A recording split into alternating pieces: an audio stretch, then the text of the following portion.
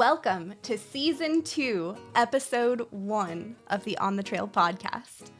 I'm Stephanie Warner, and I'm here with my father, Dr. Marcus Warner, and we're so excited to be on the trail with you today. Hello, Father. Hello, daughter. This is our first. I can't believe it's really weird doing this in front of cameras. It is. There are cameras. There are cameras. Yeah. Oh, but it's so much fun. We're welcoming people to the table with us, and Literally. Yeah. It's a nice table. Kudos, shout outs to our technical producer, Ben, and also Faith, who wears many hats at the ministry and is our go-to help decoration. Yes. And she's great. So thank you to both of you for helping us put this together. Yeah, so to my wife, Brenda, for sacrificing this room in the house. So here we are. Yes, indeed. Oh, we're so happy to be here. Yes. And we are launching, now that we are on video, a new series.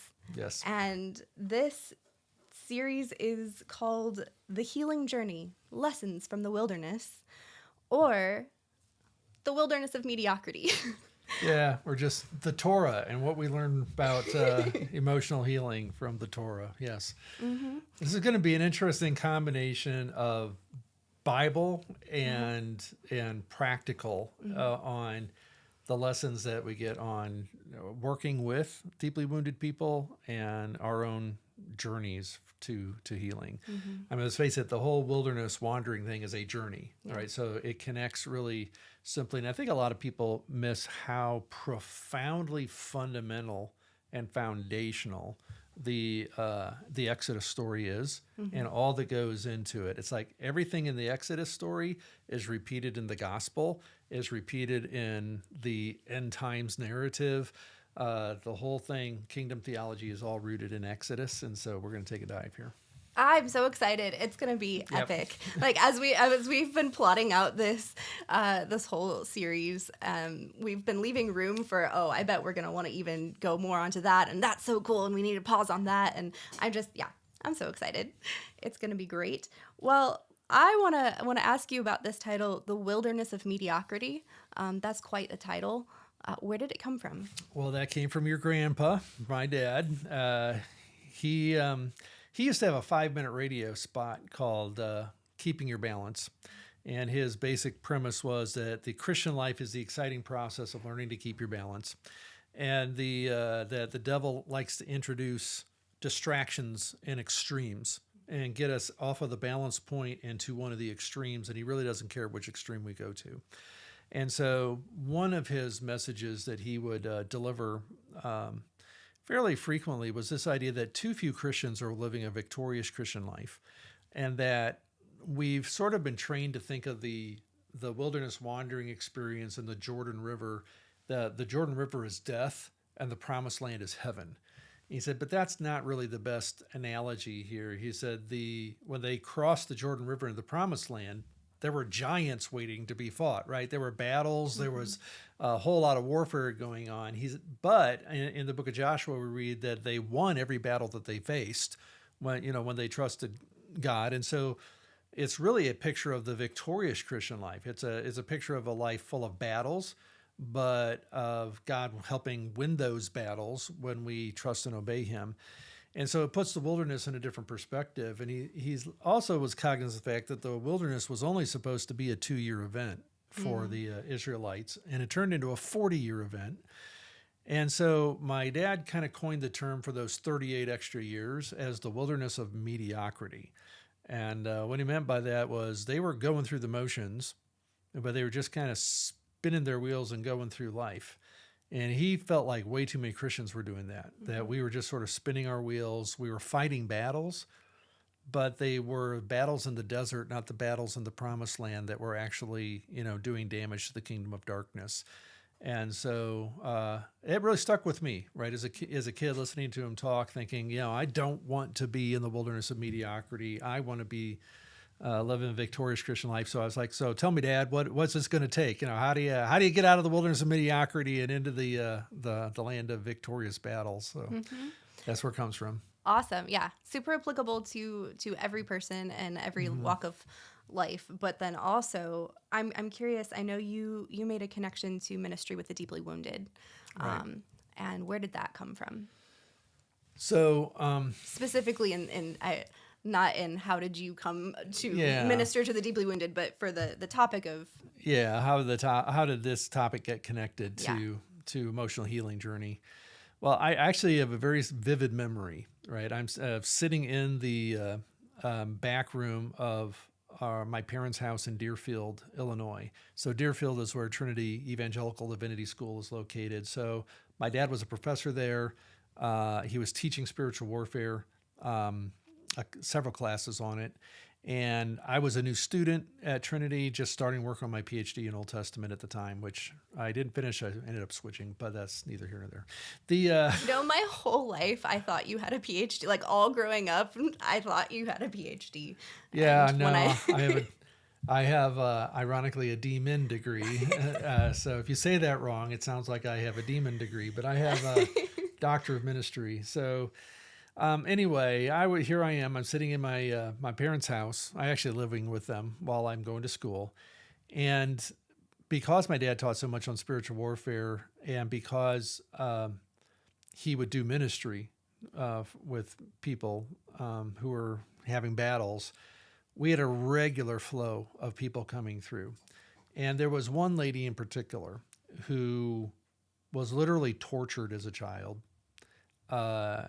To the extent that she split into multiple personalities. She was officially diagnosed by a secular psychiatrist and showed up at our doorstep. And we started a journey with her, and as it turned out, several other people who were really deeply wounded. And a group of us began gathering. There were probably 13 to 15 of us that were part of this group at some point, and we would meet. And I just remember being in the room and thinking about this journey we were on with these deeply wounded people. And at the time, I'm studying Exodus for my doctoral work, and it just sort of hit me that, you know, the biggest lesson that Israel failed to learn, the reason they did not get into the promised land, was they didn't learn to trust God. You know, they're constantly like, well, let's just go back to Egypt, forget this. And because they didn't learn to trust God. And then I realized that in talking to especially this one lady and these others, that the thing you kept beating your head against the wall on is trying to get them to trust God, right? They didn't trust. And all of a sudden it was like light bulbs went on. Oh, this is exactly the same thing.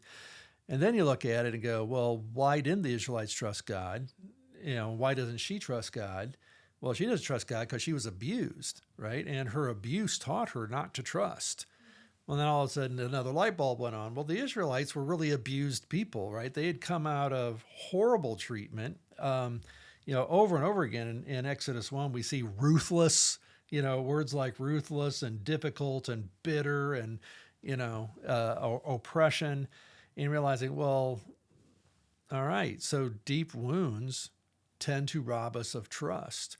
And the other thing that hit me while we were sitting there was I was actually upset with God, a little bit like Moses. Like, I told you this would happen. You know, I was kind of upset with God because I was like, hasn't she been through enough? And haven't these people been through enough? Why don't you just take them to the promised land? Why don't you just get them to an oasis and let them rest for a little bit? Why does it feel like they have to go through so many battles to get to the place of emotional healing that, you know, everybody, they want to get to, we want them to get to? Why is this so hard? And again, it hit me when the Israelites left Egypt. Where did God take them?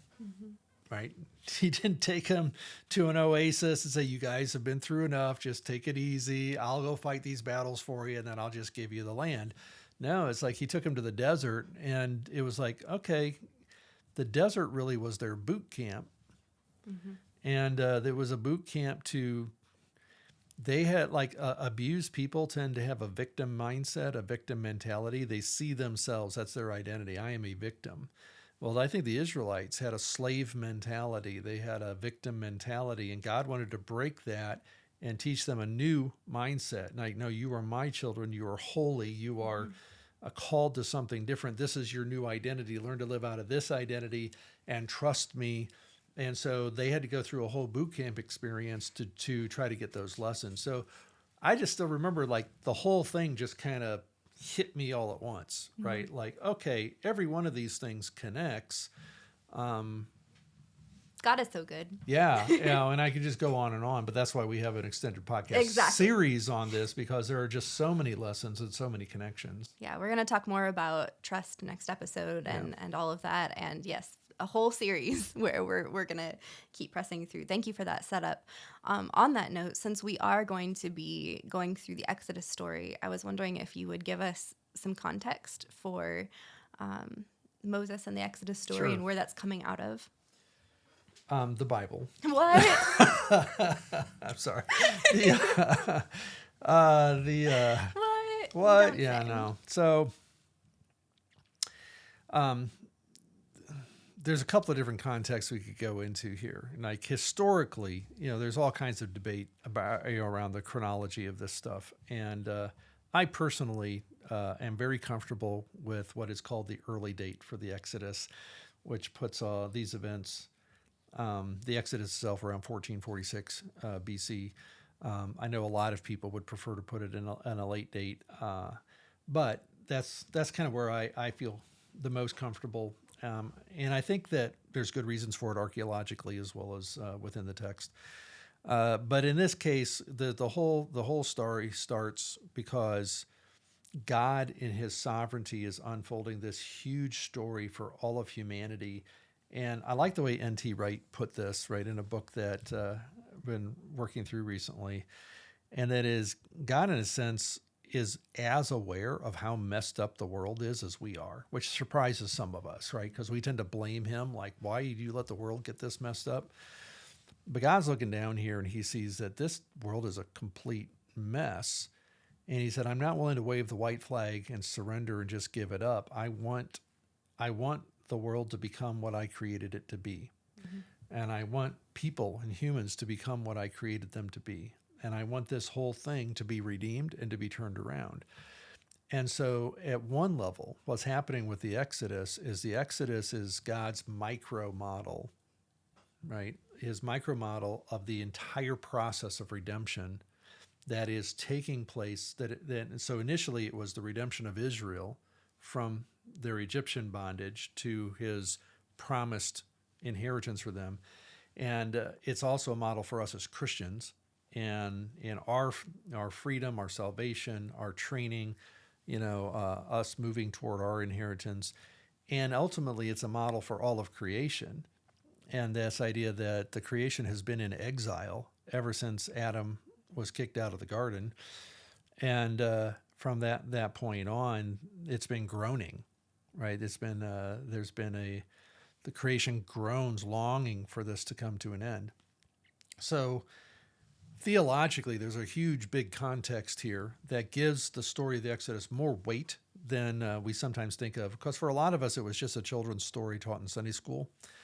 And it's something related to Judaism, but we don't understand how profoundly